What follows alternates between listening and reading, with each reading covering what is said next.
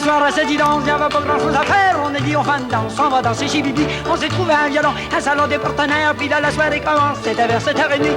Entrez mesdames, entrez messieurs. Marianne, Sabelle, Bibi, Roland, Cicio Bleu, Yvonne, Ami, ses souliers blancs, son décolleté, puis Zibouga. La main faire les choses en grand, bien là, du couvent. Il y a aussi Jean-Marie, mon ami, qui a mis son bel habit avec son petit soulier vernis. Bonsoir, bienvenue à la stop. Ce soir, on va parler du transport en commun. Si vous avez déjà entendu l'autobus à Sherbrooke, vous savez, comme tout le monde, que le service est inadéquat ici. Même la ville de Sherbrooke est d'accord avec ça. Le conseil de ville a mis sur pied un comité du transport en commun qui cherche à trouver des solutions au transport en commun. Il y a des groupes comme Action Transport qui ont leur mot à dire là-dessus. Et il y a aussi vous qui avez quelque chose à dire sur ce sujet. Qu'est-ce que vous pensez du système de transport à Sherbrooke? Bien, je trouve qu'il pourrait être amélioré de beaucoup. Mais qu'est-ce qu'il faudrait faire pour l'améliorer? Qu'est-ce que vous aimeriez qu'il fasse? Bien, j'aimerais qu'il poserait de moins éloigné les heures, là, et ensuite qu'il en mettrait plus. Si le système était meilleur, la prendriez-vous plus souvent, l'autobus? Bien, je la prendrais plus souvent. Je suis obligée de la prendre souvent, là, qui est là, mais cependant, ça me déplaît. Par moment, parfois, ça me déplaît. Vous prenez l'autobus à Sherbrooke de temps en temps? Bon, très rarement. Si je vous demandais pourquoi? Bien, premièrement, j'ai une auto. Deuxièmement, les quelques fois, je voudrais la prendre aux heures, les services sont pas tellement adéquats. Et si le service était meilleur, est-ce que vous iriez jusqu'à vous passer de votre auto? Possiblement, oui. Mais dans le moment, c'est vraiment pas le cas. Bien, pas le cas. J'ai pas le choix. Il n'y a pas d'autobus aux heures que je vais prendre. Vous, c'est surtout une question que les autobus passent pas assez souvent. Bien, dans le coin où je demeure, là, c'est pas mal le problème. Où? Dans le secteur de la rue Chagnon, le Doubs. Oh. Monsieur Archambault, bonjour. Bonjour. On vous avait vu il y a quelques semaines pour parler du transport en commun. C'est ça. Maintenant, il y a du nouveau en ville, c'est le cas de le dire. Le conseil de ville a voté dernièrement sur le principe de la prise en charge du transport en commun par la ville, éventuellement. Vous avez tout à fait raison. On va maintenant parler de ce choix-là.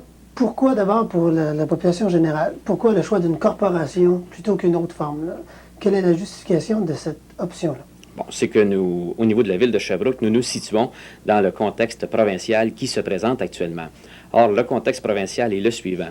C'est que le ministère des Transports favorise définitivement la formation de corporations municipales ou intermunicipales dans la gérance ou l'organisation ou la supervision du transport en commun. Évidemment, ces corporations n'existent pas encore parce que le projet de loi n'a pas encore été soumis à l'Assemblée nationale. Il le sera dans la session actuelle. Est-ce que ce sera au mois de juin ou au mois de septembre? Je n'en sais rien. Ce que je souhaite, c'est que cette loi soit approuvée le plus tôt possible. Et lorsque la loi sera approuvée, nous serons déjà à la porte, nous, du ministère des Transports ou du gouvernement du Québec, pour demander d'être considérés, demander qu'une corporation municipale soit formée à Sherbrooke. Alors nous prenons les devants dans ce projet de loi, je le pense. D'accord. Monsieur Archambault, quels seraient les droits et les obligations d'une corporation du transport en commun si on le prend versus l'entreprise privée? À prendre l'hypothèse que vous avez pris, où on continue, par exemple, avec Sherbrooke Transit. Je pense que la meilleure façon, c'est de comparer avec la situation actuelle. D'accord. Actuellement, la ville de Sherbrooke n'a aucun mot à dire dans l'organisation du transport en commun, si ce n'est de passer des remarques ou des critiques, le cas échéant, critiques qui sont soumises à la Commission de transport du Québec. D'accord. Alors, il existe une entreprise privée qui exploite le transport en commun, qui a fait son réseau, qui a ses circuits, qui s'organise par elle-même et qui doit répondre de son administration et de son opération à la Commission de transport, qui n'a pas à répondre à la ville de Sherbrooke. S'il existe des relations entre la ville de Sherbrooke et la compagnie Sherbrooke Transit, je dois dire qu'il s'agit uniquement de relations de bonne foi et de bonne entente dans la mesure du possible. À quoi donc s'engagerait la ville ou à quoi donc on pourrait engager la compagnie dans une corporation? Est-ce qu'on pourrait la forcer littéralement à donner le service que la ville préconiserait? Augmentation, par exemple, du nombre d'autobus, changement des règlements au niveau de la couverture et ces choses-là. Est-ce que la ville aurait plein de pouvoir là-dessus? C'est exactement là que se situe tout le problème et que se situe toute la problématique de la corporation municipale que nous désirons. la corporation aura tous les pouvoirs concernant la couverture du réseau, concernant les horaires, concernant la qualité des autobus, concernant l'âge des autobus. Et je pourrais continuer encore. Cependant, dans l'hypothèse ces qui est moins séduisante, telle que nous on a étudié, c'est que dans le rapport même à partir duquel vous avez travaillé, qui est le Oui. rapport du ministère des Transports, on n'est pas simplement contre l'idée de subvention d'entreprises privées, qu'on considère comme étant une alternative, non seulement de dernière minute et palliative, mais extrêmement dangereuse. Là. Alors je me demande comment on fait pour concilier à la ville la corporation qui est municipale, donc une municipalisation, et subvention d'entreprise privée, qui semble irréconciliable là, avec la ligne du rapport. C'est que le ministère des Transports et le gouvernement du Québec en général ne donnent pas de subventions à l'entreprise privée. Les subventions seront faites par la ville. Et c'est une subvention assez particulière. En fait, lorsque l'étude technique dont nous avons parlé la semaine dernière, lorsque cette étude sera faite, qu'un rapport nous sera soumis et qu'une corporation sera formée, à ce moment-là, nous établirons un plan de transport, ce qu'on pourrait appeler un devis complet, que nous soumettrons, que nous devrons soumettre, si nous nous en tenons au terme de la loi qui sera votée, que nous devrons soumettre à l'entrepreneur ou à l'exploitant actuel. Il n'est pas dit qu'un contrat sera signé entre l'exploitant actuel, soit Sherbrooke Transit, et la Corporation municipale de transport. D'accord. Et dans Nous souhaitons l'alternative... nous entendre, Mais mais s'il ne l'était pas. s'il n'y avait pas entente, à ce moment-là, nous devons obligatoirement aller aux soumissions publiques. Il y aura appel d'offres. Toujours dans le secteur privé. Exactement.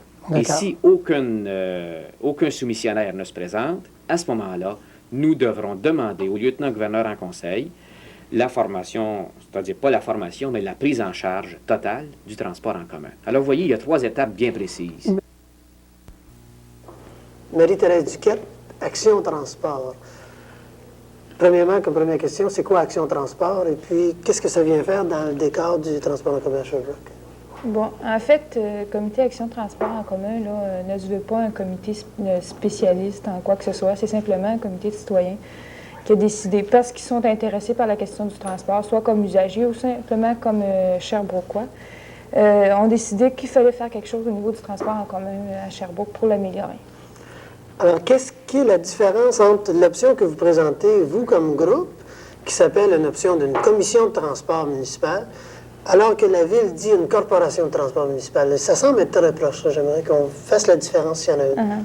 En fait, c'est très près comme option, là, sauf que nous, on va plus dans l'optique d'une municipalisation, donc une solution qui est plus complète qu'une simple corporation municipale où tout le système reste quand même à une compagnie privée. Quelle voix, est-ce que vous avez voix au chapitre en ce moment auprès de la Ville et quelle relation entretenez-vous avec le comité du transport en commun de la Ville de Sherbrooke?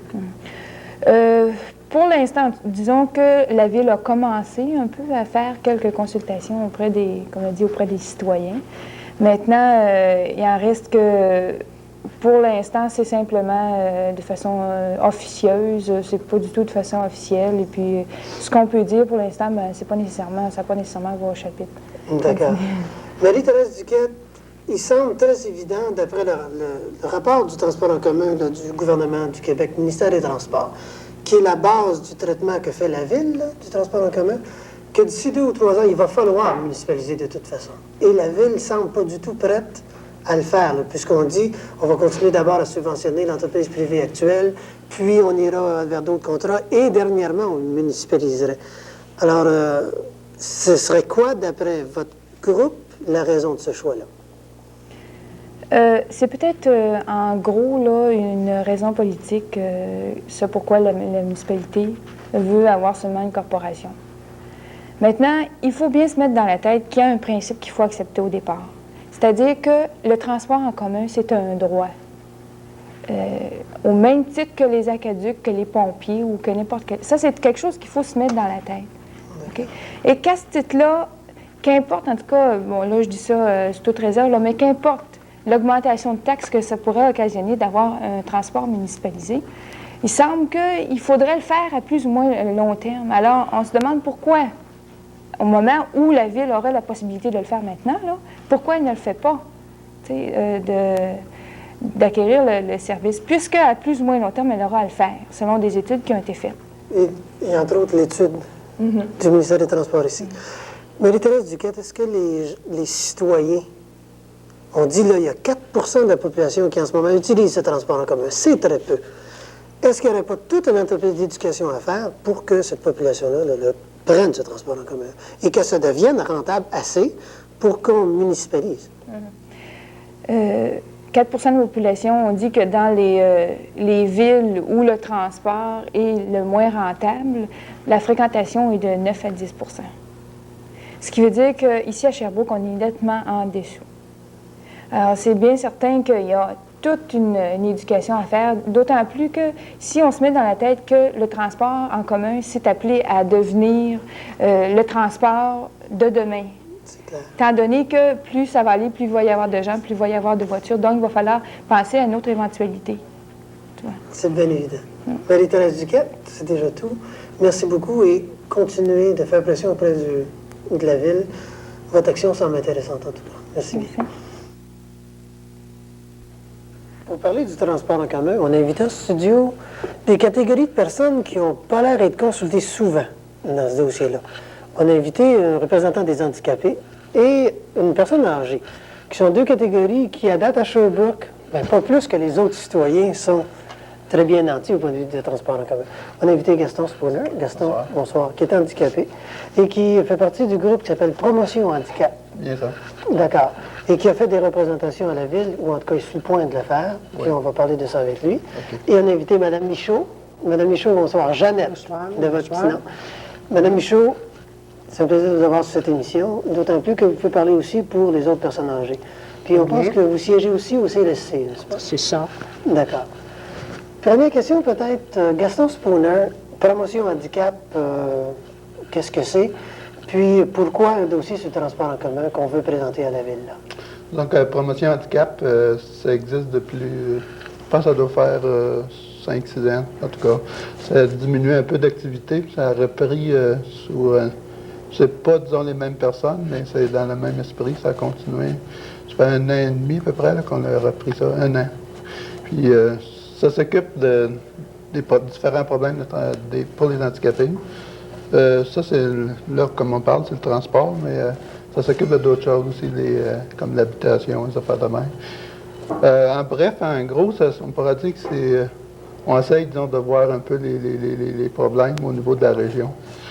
Surtout au niveau de Sherbrooke, mais là, c'est tout récent, donc on commence à regarder un peu au niveau de la région comme tel. D'accord.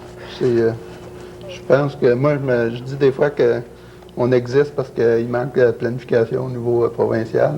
Disons qu'on essaye de faire ce qu'on peut au niveau local puis au niveau régional. Puis ce que le gouvernement ne fait pas, vous le faites vous autres même. Oui, ça revient à peu près à ça, oui. En tout cas, vous essayez de le faire. Ouais. Gaston, les problèmes spécifiques d'une personne avec un handicap, puis dans votre rapport, vous mentionnez aussi qu'il y a des gens qui, par exemple, se cassent une jambe, sont en béquille pour un bout de temps. Puis ça aussi, pour un bout de temps, c'est des personnes handicapées. Puis, ce que vous proposez, c'est quoi pour ces gens-là? Oui, c'est... en fait, quand on parle d'handicap, il y a bien des gens d'handicap.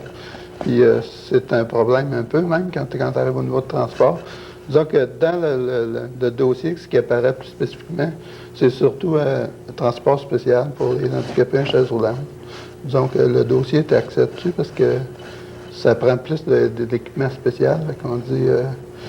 mais il y a beaucoup d'handicapés, disons que si le transport en commun, il y avait prévu seulement des petites accommodations qui pourraient prendre le transport en commun. Ça apparaît moins dans le dossier, là, parce qu'on a mis l'accent, disons, sur...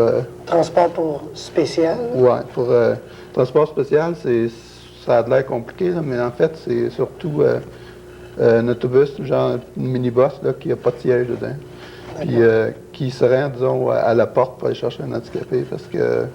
Comme moi, j'étais en chaise roulante, on ne se rend pas bien des coins de rue, chaise roulante. Quoi qu'il y en a qui le font, mais c'est quand même l'exception. Ouais, d'accord. Alors, vous allez présenter ce rapport-là à la Ville, puis vous espérez évidemment qu'il va tenir compte.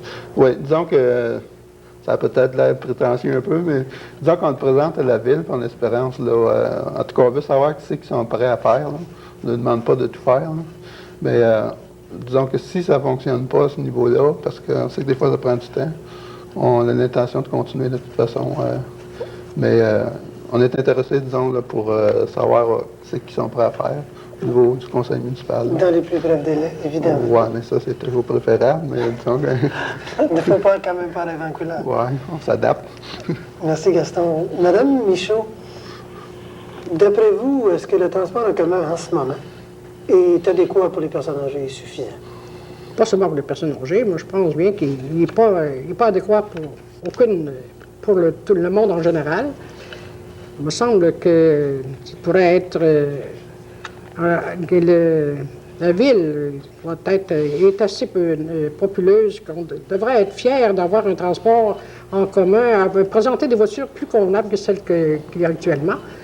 Et puis, ensuite, plusieurs personnes n'aiment pas le transport parce qu'il ne dessert pas adéquatement certains secteurs. Par exemple, dans le quartier nord, aussi bien comme dans le quartier ouest, on me disait qu'après 9 heures, le service est fini, après 9 heures, 9 h 15. Alors, les personnes qui sont en ville, qui vont en réunion ou quelque chose comme ça, elles n'ont pas de moyen de retourner chez elles autrement que par taxi, et c'est assez dispendieux. Puis, prenez comme le 33, par exemple, une personne me parlait, elle demeure sur la rue Bienville, elle me dit, pas capable, il faut que je laisse pour m'en aller par l'autobus. Le dernier, il passe à 9h15 chez nous. Je me fais traiter de casseuse de veiller avec tout ça. Parce qu'il faut qu'elle rentre chez elle. Si elle veut, oui, mais là, puis elle trouve que c'est très dispendieux que de voyager en taxi, puis même c'est déjà dispendieux avec l'autobus aussi. À 40 sous du billet. 40 sous du billet, mais quand même, c'est une pièce et demie pour 4. Ça fait encore un assez bon montant. Cette personne-là m'a dit qu'elle prenait l'autobus au moins 3 fois par jour. Alors, à la fin de la journée... Puis, est-ce qu'on ne pourrait pas songer carrément à la gratuité pour les personnes âgées, Mme Michaud? Sans que ce soit la gratuité complète, s'il y avait une réduction avantageuse, je crois bien que ce serait accepté haut la main. Parce que la plupart des personnes âgées... vivent seulement que de leur pension de vieillesse. Et au prix que toutes les choses sont aujourd'hui, si on leur faisait une réduction, aussi bien par l'autobus comme par les taxis aussi, si on avait... Mais ce ne serait pas nécessaire de demander que les personnes de 65 ans, moi je partirais là, je demanderais même pour les personnes de 55 ans, parce qu'il y en a plusieurs à 55 ans, prenez comme les personnes célibataires, aussi bien comme les personnes veuves, là, qui sont obligées, qui ont simplement que leur pension pour vivre. Ces gens-là auraient besoin de traitement. Oh oui. Madame Michaud, c'est déjà terminé. Merci beaucoup pour cette interview. Merci. Merci, Gaston Spooner. Et évidemment, on va, nous autres, se charger de transporter ces préoccupations-là à la ville. Merci bien. Je pense avoir décrit le sens de la municipalisation. C'est une prise en charge par la ville d'un service, qui est le service de transport en commun. Maintenant, j'ai dit que la municipalisation peut se faire de différentes façons. Je vais vous donner un exemple. À la ville de Sherbrooke, l'enlèvement des déchets, des gadous, ça se fait par la ville. C'est un service municipal qui est opéré entièrement par la ville. Mais vous savez comme moi qu'il y a des villes où le service d'enlèvement des gadous se fait et par la ville et par l'entreprise privée. Oui. Et dans d'autres endroits, c'est uniquement par l'entreprise privée. Donc, c'est un service municipal, complètement municipal, mais l'opération elle-même peut être faite de différentes façons. C'est un peu la même chose, je dirais c'est la même chose au niveau du transport en commun. Maintenant, il ne s'agira pas de subventions venant de la ville, parce que la corporation aura des pouvoirs autonomes. Elle aura des budgets à soumettre à la ville, et c'est tout. La corporation aura ses règlements. La corporation établira la qualité des autobus qu'on doit avoir. La corporation établira les circuits. Elle établira les horaires. Elle établira aussi le genre d'autobus. On parle de plus en plus de minibus par rapport aux mastodontes que l'on connaît, que ce soit à Sherbrooke ou ailleurs. Est-ce que... Monsieur Archambault, qui supporterait l'achat de ces nouveaux autobus? Si on demande à l'entreprise privée de faire un investissement supplémentaire pour donner un meilleur service, il va évidemment chercher, lui, à combler là, ce déficit-là qui enregistre déjà. C'est ça. On dit que le ministère des Transports peut aller jusqu'à 30 %. C'est ça. Alors, les autres 70 % ils vont être comblés par qui? Et comment une corporation peut-elle forcer une entreprise privée à aller dans un déficit qu'elle ne s'engagera pas à combler? Bon, c'est l'entreprise privée intéressée qui devra faire ses calculs. Si l'entreprise privée investit sur prenons un autobus, là, comme il y en existe actuellement, ça coûte aujourd'hui entre 60 et 70 000 $. Ça va? Cet autobus pourrait être payé à 30 % par le ministère des Transports. D'accord. Le reste sera aux frais de l'entreprise ou de la ville, peu importe. Qui aura hein. accepté le contrat. Exactement. Mais Alors, si si c'est une l'entreprise accepte entreprise, le contrat- et supposons que c'est l'entreprise actuelle qui accepte le contrat Oui. et qu'elle doit s'acheter 10 autobus neufs pour Oui. répondre aux exigences de la corporation, mais elle devra, dans le plan ou dans les exigences qu'elle nous soumettra, les exigences financières, elle devra prévoir cet investissement. C'est tout à fait normal. Que ce D'accord. soit au niveau d'une corporation publique ou d'une corporation privée, il faut le prévoir. Je pense que ça, c'est très clair. C'est assez M. clair, Archambault. ça. Oui. Parlons maintenant du processus de consultation. Lors Oui. de notre entrevue, il y a quelques semaines, on avait dit un comité, 8 mois de travail, pas de consultation directe à la population.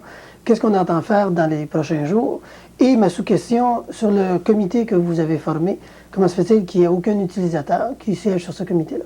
Bon. D'abord, quand nous avons formé le comité, il s'agissait bien d'un comité à l'intérieur du conseil de ville, comme il existe d'autres comités que nous formons à l'intérieur du conseil de ville. Ce que nous avons toujours dit, c'est ceci. Lorsque nous aurons quelque chose à proposer à la population, là, à ce moment-là, nous demanderons à cette population de nous donner son avis, de nous faire ses critiques et ses suggestions. D'accord. La semaine dernière, je pense avoir été assez clair lorsque j'ai dit où nous en étions, lorsque j'ai dit que nous avions fait un pas, je pense, concret dans le cheminement du dossier transport en commun. Là, j'ai demandé à la population, à partir de documents, de nous fournir ses avis. Soit à nous, soit au consultant qui, très bientôt, je l'espère, sera à Sherbrooke pour faire l'étude du transport en commun. Et je pense ne pas exagérer, ne pas aller trop loin, ne pas trop m'engager, en disant que d'ici quelques semaines, le consultant sera à Sherbrooke. Et une bonne partie de la consultation, ça va consister justement à aller voir les gens, les usagers, les non-usagers, les différentes entreprises, les différents groupes, chambres de commerce, Action Transport, qui est un comité qui veut apporter sa contribution dans ce dossier-là, etc. Dernière question. Malheureusement, le temps fuit. Question qu'on va essayer de répondre courte. La compagnie Sherbrooke Transit, en ce moment, quelles sont vos relations avec elle? Est-ce qu'elle accepte le principe de municipalisation? Rapidement, madame. Je n'en sais rien. Les seuls moments ou les seules occasions où j'en ai parlé avec les gens de Sherbrooke Transit, c'est que la réponse que j'ai eue, on est très favorable à une étude en profondeur qui soit faite par une entreprise tout à fait autonome ou, si vous voulez, en dehors, soit de la ville, soit de l'entrepreneur ou soit même du gouvernement. Parce qu'il semble bien que ce sera un consultant privé qui viendra faire l'étude, ce qui donnera beaucoup plus d'objectivité à l'étude, je pense. Évidemment. M. Archambault, merci beaucoup pour cette entrevue. D'après vous, qu'est-ce qu'il faudrait faire pour améliorer le système de transport en commun à Sherbrooke? Bien, il faudrait penser en fonction des gens qui veulent voyager, qui veulent se déplacer dans la ville, pas en fonction de la compagnie de la RAMQ.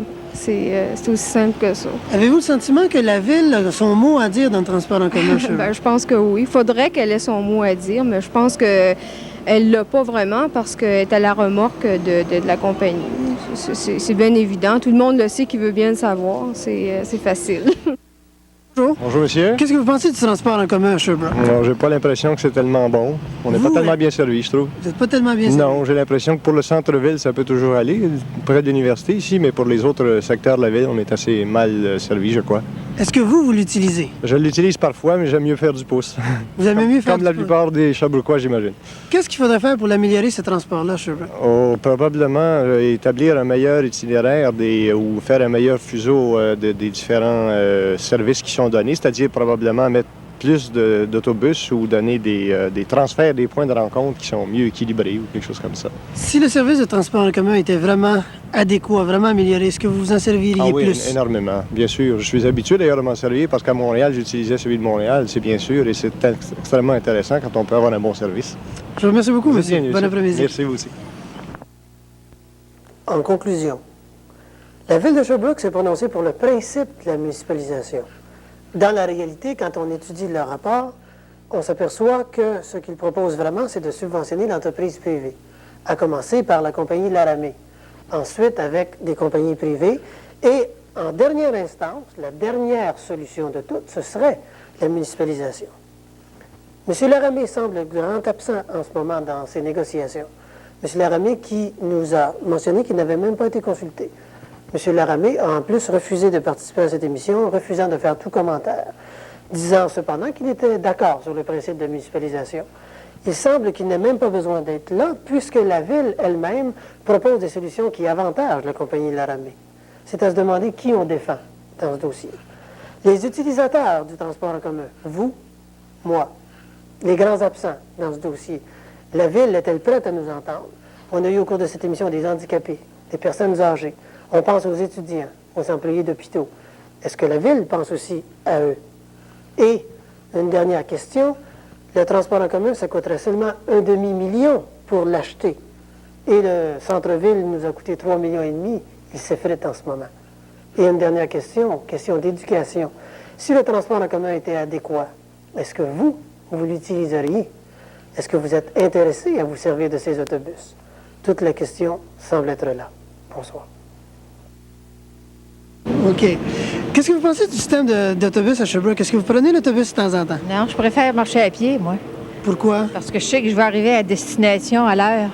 Mais vous avez l'air de dire qu'on ne peut pas s'y fier à ce système-là. On peut s'y fier sur semaine, mais peut-être le dimanche, là, que c'est contraire. Parce que j'ai fait venir l'horaire des autobus à Thérèse Dauphren, là. Et puis sur l'horaire, il marquait que c'était toutes les heures, les demi-heures. Puis par contre, je me suis fait prendre dimanche, là, parce que j'ai eu 3/4 d'heure à attendre. Fait que ça, vous n'avez pas aimé ça? Non, j'ai pas aimé ça. Savez-vous qu'il faisait froid? Savez-vous que la compagnie Laramie n'est pas obligée de passer le dimanche maintenant, selon la loi? Depuis quand? Depuis le mois de février, le ministère des Transports permet à la compagnie de ne pas passer le dimanche s'il veut. Bon. Moi, j'aimerais qu'il y ait l'horaire des autobus sur les poteaux pour savoir quel autobus qu'on prend, l'heure exacte. Puis à part de ça, qu'il soit à l'heure. Pensez-vous que la ville a son mot à dire dans les autobus à Sherbrooke? Moi, je pense, parce que depuis quelque temps, on a assez un méchant service. Moi, je m'en plains pas tellement parce que je voyage à pied, mais les autres... Mais s'il y avait un meilleur service, est-ce que vous vous en serviriez plus, d'après vous? Peut-être que oui, que genre de Québec, là.